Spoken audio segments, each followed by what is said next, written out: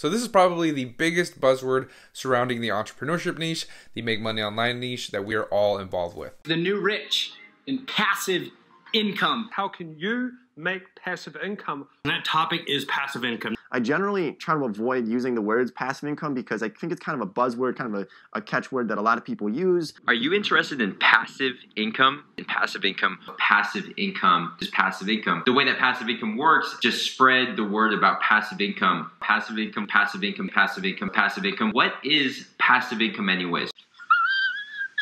Funny story, this is actually the concept that changed everything for me. Learning about passive income, what it is and what potential it has is ultimately what led me to want to create my own business and want to pursue some sort of passive income source, and also led to me quitting my job. So in today's video, I'm going to break down, is Amazon FBA considered passive income? But before we get into that, make sure to like the video if you guys like these kinds of videos and you want me to keep making them. And also, let's be real, I could use the help with the algorithm. YouTube Jesus, my life's in your hands. So is Amazon FBA considered passive income?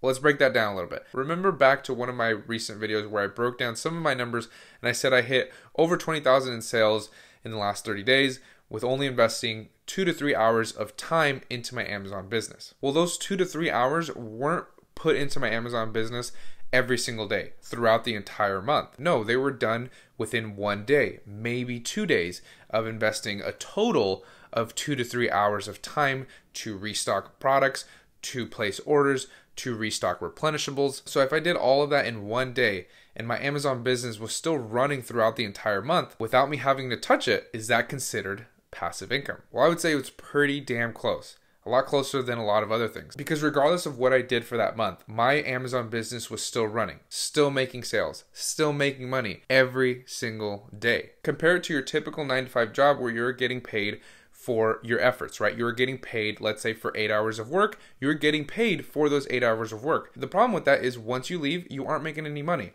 Once you go on a vacation, you aren't making money. Once you take a day off, you aren't making money, right? Well, I invested 3 hours into my Amazon business and I was making money throughout the entire month, regardless of what I was doing with my day. If I was working, great. If I wasn't, great. I was still making sales, still making money. I can't even imagine going back to my old job where I averaged over 50 hours of work every single week, including overtime. I would work weekends, I would work holidays, I would miss time with my family, I would miss events. I can't even imagine going back and investing so much time that it literally consumes your whole life when there's so many more opportunities out there now. There's so many opportunities to create an online business, regardless if you want to do Amazon FBA. Amazon FBA is a great model, but if you want to do whatever else, there's so many different opportunities that thinking back to going and investing 50 plus hours of my time, missing my life, can't do it. Can't do it. But anyways, back to the topic.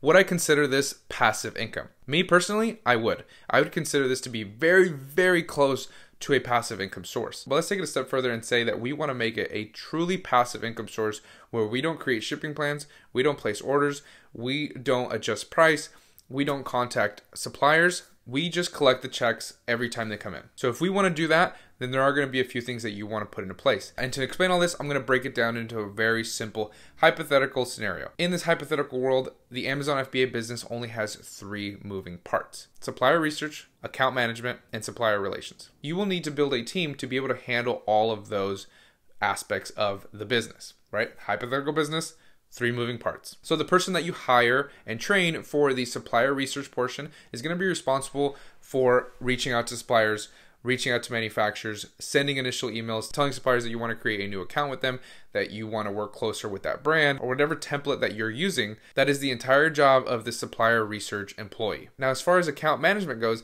that employee is going to handle everything amongst Seller Central, creating shipping plans, adjusting price, adding products, and everything in between. They are handling all of that. So you don't need to touch your Seller Central account. And then comes the supplier relations employee. This employee is completely responsible for building relationships, maintaining contact with their suppliers, as well as placing orders. So this employee is going to handle all of that. So you don't have to worry about building a relationship because you have an employee that's designated to build these relationships. So you can still reap the benefits of having a good business relationship in place. After you've done all this, you've hired, trained, and trust your team to handle all aspects of the business, then you have completely removed yourself from the day-to-day operation of your Amazon FBA business. At this point, it is considered a truly passive income because you aren't doing anything but collecting the checks every time they come in.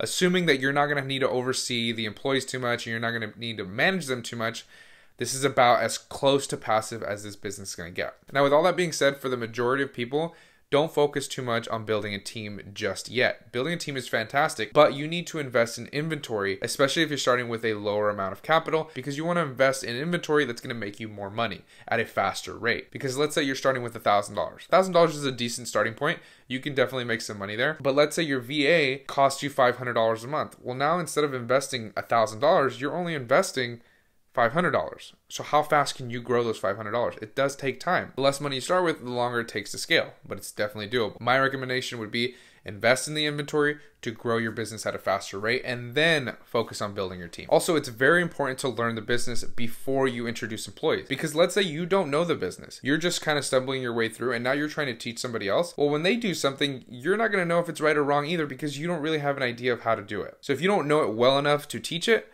then you shouldn't be teaching it to an employee that's not going to do the job properly and that you can't double check the work. And you don't need to build a team to get this business near passive income. Like I said, you're going to get to the point where you're just investing a few hours a month to get the numbers that you want. Even if you're investing, let's say 10 hours a month over the course of a couple of days, that's still fantastic. That's more of a passive income source than your job could ever bring. And then from there, you're going to work down to 5 hours every couple of days, 2 hours, 1 hour, whatever it is, right? Things weren't this automatic for me, guys. Not to say that my business is completely automated, but it's definitely a lot more automated than I used to have it. And if I had somebody kind of showing me the ropes, guiding me along the way, then I would have been at this point a whole lot faster. But again, just to recap, I would consider Amazon FBA wholesale specifically to be a near passive income source. And there are ways to make it a truly passive income source, which we went over. Now, if you guys want me to guide you along your Amazon FBA journey, to cut your learning curve and get you on the way to creating your own wholesale business that's very profitable and you don't have to invest